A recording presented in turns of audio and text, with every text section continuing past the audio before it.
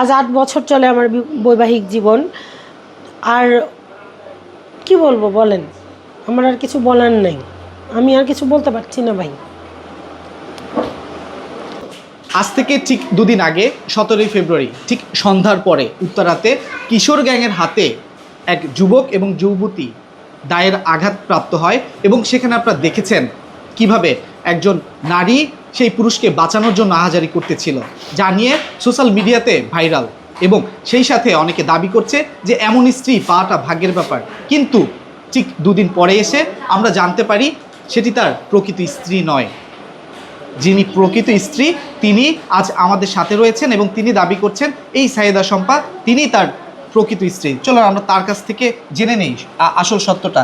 কিভাবে কি এই বিষয়টা আপনি জানতে পারলেন এবং আপনি যে তার প্রকৃত স্ত্রী সেটি যদি একটু আমাদেরকে বলতেন। আমি তার প্রকৃত স্ত্রী এইভাবে সামাজিকভাবে এবং পারিবারিকভাবে। আর আমি তার এই ঘটনাটা জানতে পারছি সামাজিক যোগাযোগ মাধ্যমের মাধ্যমে। এই যে যখন জানলেন আপনি যে এরকম তিনি একটা ঘটনার সম্মুখীন হয়েছেন এবং তার সাথে একজন নারী ছিলেন, এই নারীকে কি আপনি আগে থেকে চিনতেন বা এই সম্পর্কটার বিষয়ে কি আপনি অবগত ছিলেন কিনা?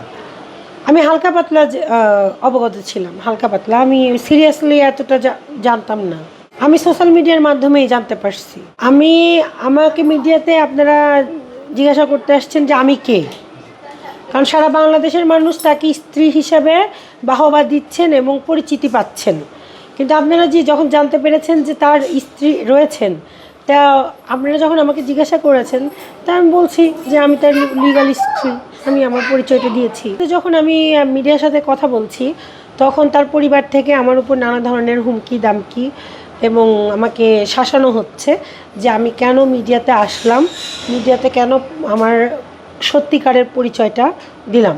এতে আমার স্বামীও আমাকে ফোন করে অনেক কথা শোনাচ্ছেন, আমার শাশুড়িও ফোন করে অনেক কথা শোনাচ্ছেন এবং আমার শ্বশুরও পাশ থেকে অনেক কথা আমাকে বলছেন। আরও এর আগে এরকম সম্পর্ক ছিল কিনা? না না না, আমি এর বেশি কিছু জানতাম না। তবে উনি হঠাৎ করে এরকম বিপদে পড়ছেন, এইটা দেখে আমি একটু হতবাক হয়ে গেছি। উনি আন্দোলনের সময় উনি একবার অ্যারেস্ট হয়েছিলেন, তখন উনি আল্লাহ তাকে সুস্থভাবে ফেরত নিয়ে আসছিলেন। তিনি আবারও হঠাৎ করে এরকম অ্যাটাক হয়েছেন, এটা দেখে আমরা একটু অবাক। হাজবেন্ডের সাথে অন্য একজন স্ত্রী অন্য একটা নারী রয়েছে, তখন সেই বিষয়টা আপনার কাছে কেমন লেগেছে? তখন অবশ্যই আমি অবাক হয়েছি, আশ্চর্য হয়েছি এবং এটা জেনে আরও বেশি অবাক হয়েছি যে সারা বাংলাদেশের মানুষ তাকে প্রশংসিত করছেন এবং তাকে তার স্ত্রীর মানে সর্বোচ্চ মর্যাদা দেওয়ার চেষ্টা করেছেন, কিন্তু উনি আসলে ওনার স্ত্রী নন, আমি ওনার স্ত্রী। আপনি যেমনটা বলছেন যে সারা বাংলাদেশের মানুষ তাকে স্ত্রী বলে যেহেতু দাবি করছে বা সেই বিষয়টা, সেই জায়গা তাড়নার জায়গা থেকে কি আপনি মিডিয়ার সামনে এসেছেন? আমাকে এবং আমার সন্তানদেরকে যখন সবার থেকে লুকানো হচ্ছে, হ্যাঁ, আপনারা নিশ্চয়ই জানেন যে নিশ্চয়ই জানতে পেরেছেন যে তার আর একটা স্ত্রী আছে। তো যখন জানতে পেরেছেন বিধায় আপনারা আসছেন, তো আমি আমার সন্তানদেরকে কিভাবে লুকাবো আপনাদের কাছ থেকে বলেন, বা আমাকেই বা কিভাবে লুকাবো? আমার তো লুকানোর মতো কোনো মানে অপশন নাই। আপনি এখন কি চাচ্ছেন?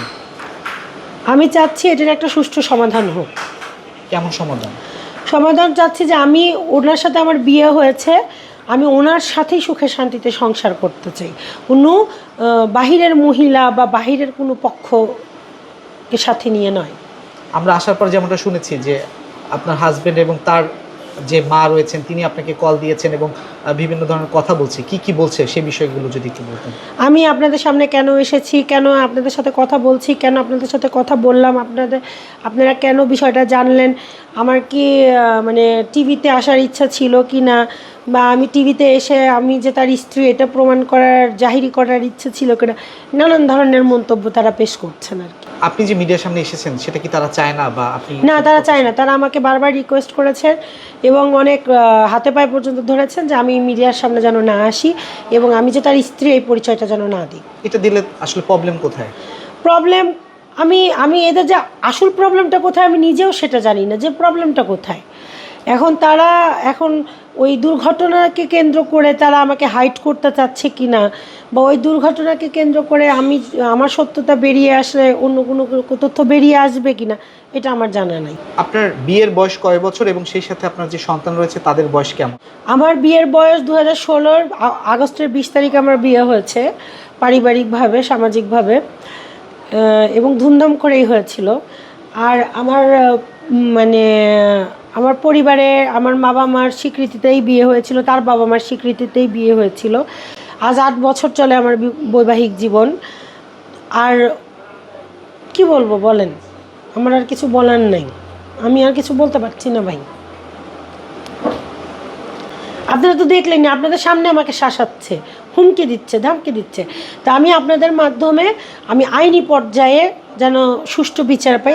যেটা দাবি করছেন সে প্রেক্ষিতে আমরা দেখতে পেলে আসলে এটি একটি পরকীয়া বিষয়।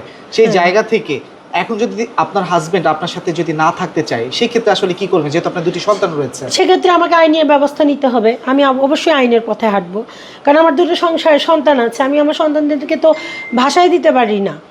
আমার সন্তানদেরকে মানে সুন্দরভাবে আইনি প্রক্রিয়ায় সে কোন ব্যবস্থা নিবে, হয় আমার সাথে তার সংসার করতে হবে সুন্দরভাবে, এবং লিখিতভাবে আমার সাথে সুন্দরভাবে সংসার করতে হবে।